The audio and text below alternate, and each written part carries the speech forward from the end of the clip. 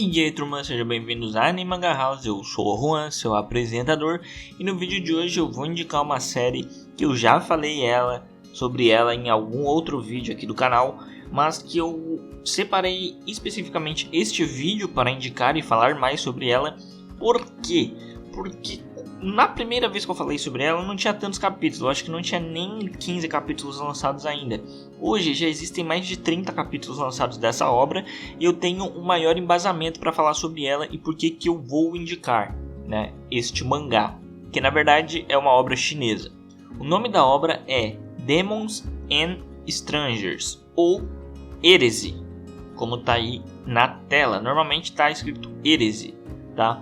Mas por que eu tenho que indicar essa obra e o que eu acho tão magnífico nela? Hoje ela tem 37 capítulos lançados, pelo menos até o momento onde eu gravei este vídeo, né? É uma obra chinesa de cultivação. Sabe, Tales of Demons and Gods, Martial Peak, então, histórias de cultivação. Mas existe muito diferencial aqui. Por quê? Porque esta obra ela é preto e branco, ela é como se fosse um mangá realmente, não um web mangá. E a ambientação dela é completamente diferente de qualquer outra história de cultivação que você já tenha lido. É um clima completamente mais denso, mais dark, mais sério, com mais suspense sobre o que pode acontecer na série do que os genéricos, vamos dizer assim, entre aspas, harém com cultivação, todo colorido, que o menino é um trash, é um lixo sem cultivação, que do nada ganha um poder, vira um gênio, nada disso. Aqui em Heresy, basicamente, nós temos o nosso protagonista, o Mo Lianjian, que é um discípulo jovem aí de uma seita que basicamente é uma seita que tem como sua especialidade a dominação espiritual de bestas demoníacas. E ele é levado a essa seita muito jovem desde criança pelo um senhor que ele chama de avô, que na verdade não é um avô. Esse senhor ele adotou, ele levou esse menino para a seita. O que acontece é que esse senhor avô dele é na verdade um mestre da seita. Então ele é criado desde novo, desde menino nessa seita. Então ele já é habituado à cultivação e ele tem muito talento para isso, muito talento mesmo. Mas ele não tem tratamento especial, ele é tratado como qualquer outro discípulo daquela seita. Talvez até mesmo ele não é tratado tão bem quanto deveria, porque dentro da seita existe uma política. Os filhos das famílias que têm maior poder dentro da seita são beneficiados, e aqueles que não têm nenhum tipo de parentesco realmente não são beneficiados, que é o caso do nosso protagonista. Ele foi adotado entre aspas, pelo senhor, pelo mestre da seita, que apenas levou ele para lá. O que acontece nessa série? Logo nos primeiros capítulos existe uma competição para ver quem vai realmente ficar dentro da seita, porque eles passam num ano de preparação e dentro disso tem uma competição que eles veem que vai ser os discípulos internos daquela seita. Nessa existe obviamente, claramente, mas com muita força, uma ajuda externa sobre quem vão ser os escolhidos. Nem sempre os mais talentosos são escolhidos justamente por causa dessas regalias que os discípulos de família poderosa conseguem.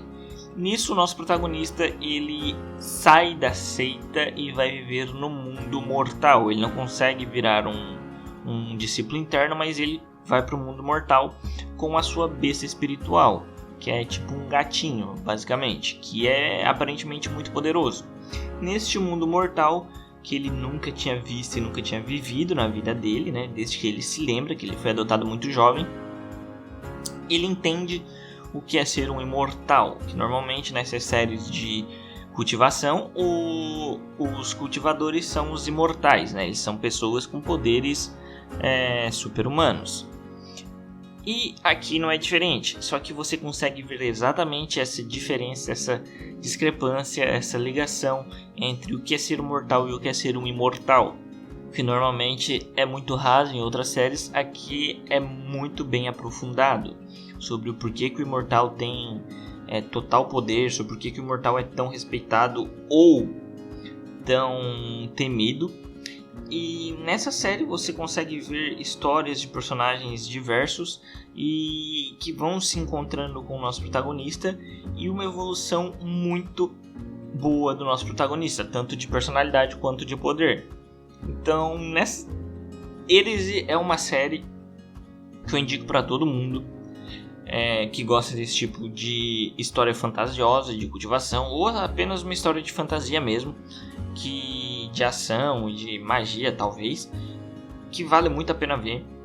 Os traços, a arte é muito interessante, a arte casa muito bem com a temática e com o clima que é passado da obra.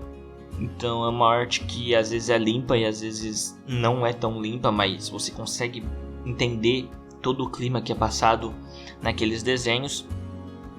E como eu falei, o clima, ele, diferente das outras séries de cultivação, aqui o negócio é mais denso, o negócio é mais pesado, mais dark. Então existe toda uma climatização muito mais diferente do que as outras séries.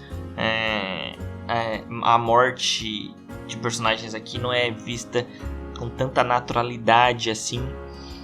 Você não vê tanto, e quando você vê são algumas mortes um pouco mais pesadas, alguns abusos de personagens em cima de outros. Então é uma série muito mais séria do que aquele seu mangá, aquela sua história de cultivação que você lê por aí.